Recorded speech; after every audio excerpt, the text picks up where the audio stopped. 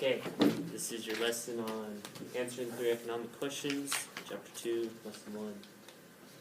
So, basic, before you're going to learn about the economic systems, you have to understand 3 questions that all these systems have to answer, which are what goods are going to be produced, how these goods are produced, and who consumes these goods.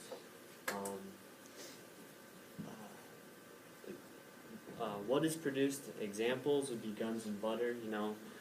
Should we produce more weapons or more consumer goods? So that's a different option between different goods. How we should produce them is when you've already decided what you're going to produce, and you decide, should we use assembly line or energy is a good example. When we produce energy, should we use oil, solar panels, and all that? Who consumes these goods? Usually, that is decided on its own throughout the market, but I guess in communism or command economy, the government says who gets what. Some points to remember: all societies have to answer these questions.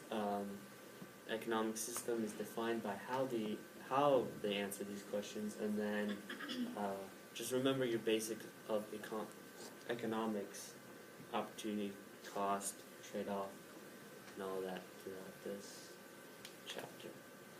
There are also 5 goals that societies have to work towards. Some value more goals over others. They're efficiency, freedom, security, equity, and growth. So you want, efficiency and then growth. Just like the 3 economic questions, all societies have to work towards these goals some way or the other. First, we'll talk about efficiency.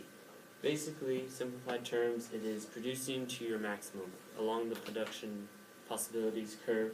So how do we do that? We reduce waste, produce what people want, innovation, so ideas in technology. Reducing waste, one way I can kind of explain that, I heard a story about Ford. They used wood for their wheels, and they had this chips, and it was just going to waste, thrown away, and they're losing money off of that. So what they did was they turned that into charcoal, and then they made grills with that. So they reduced their waste, and they're producing closer to their maximum. Then producing what people want. If the example in your book is laptops versus desktops. More people want laptops, you produce more of them, produce them to your maximum. Then innovation, I'm sure you heard of the Ford and his assembly line, so ideas can produce more. Conflicts, I couldn't really find any because basically all societies want to produce the best they can, but you can't argue quality of goods. If people are trying to reduce their cost to be more efficient, then they could reduce quality also. Next is freedom. Basically is doing what you want in your economy. So absolute freedom would mean you can produce anything, buy anything, and anyone can get anything. So producing anything, we could produce drugs, any kind of drugs, everyone could buy them. And then there's no regulations, so you could also have monopolies. So that's this picture, just north of.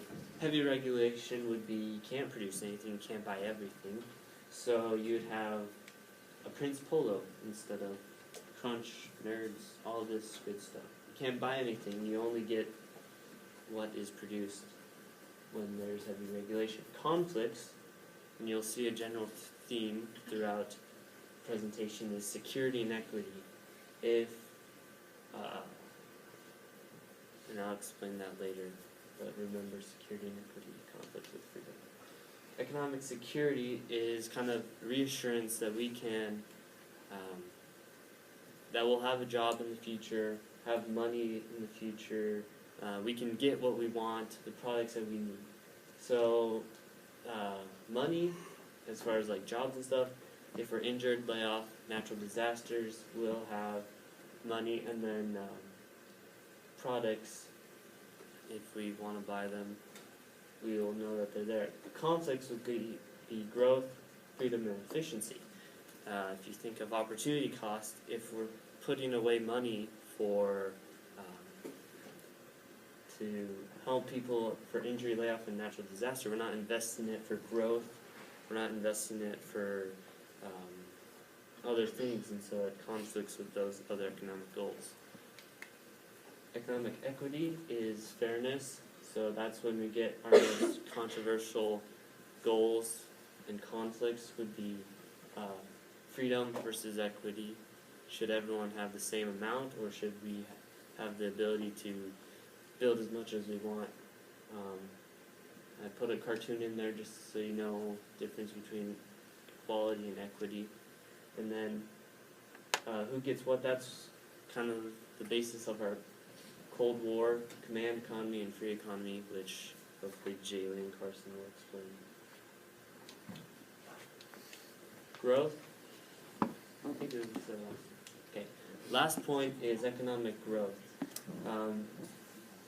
It's very important because your economy has to grow. If your economy's not growing, it's gonna just kind of stall and just fail. So it must grow to provide for your growing population, provide jobs for new people, and this will it'll seem like a conflict, but it increases standard of living, but then conflicts, it also hurts standard of living. So the example that would be Industrial Revolution, where businesses and industry is growing, and it's producing a general standard of living that's better for the people, but as you can see for these kids that worked in mines, it's not so great. The factors that lead to growth, innovation, and population, there's also some more, but if we can produce things more efficient, we can grow more. If more people are there to work, we can, that's going back to your production possibilities curve and shifting to the right. Innovation, you can look at this cartoon. And then conflicts, equity and security. Again, if we're investing in growth, then we can't put money away for making things equal and security. Okay. End of this chapter is a traditional economy, which is one of the 4 types of economy that we'll talk about. So how does this economy answer the 3 questions? If you can remember, it's how, what, and who gets the things, products that the economy produces, and is basically decided through habit, custom, and ritual. So what you did in the past is what we're going to do now, and that leads to kind of lack of innovation. Kind of we want to keep things the same. So what gets produced? Basically what is needed, because everyone's producing to support the community, doesn't have a lot of growth in it. And how it's produced, ritual innovation is slow. So, and then who produces it? Your generations, usually pass down through your generation. How does, question, if you could answer that, maybe in your notes, how does a traditional economy accomplish the 5 goals? So if we start with efficiency, I would say it would not be efficient because it is sticking to habit, and it's not trying to. I don't know how to. Okay, let me do growth as an example, and then I'll let you guys do the rest. Growth, because they want to stick to how it was done in the past. They don't want to innovate and stuff. They're not gonna produce more. They're just gonna stay where they're at, or grow very slowly. Points to remember in this presentation: apply your basics of economics, opportunity costs, trade-offs, freedom and growth versus security and equity as far as your goals, which you'll learn about in the command economy and free market, and then mixed, and then future lessons, analyze, go back to the 3 economic questions and how the economic system accomplishes their goals.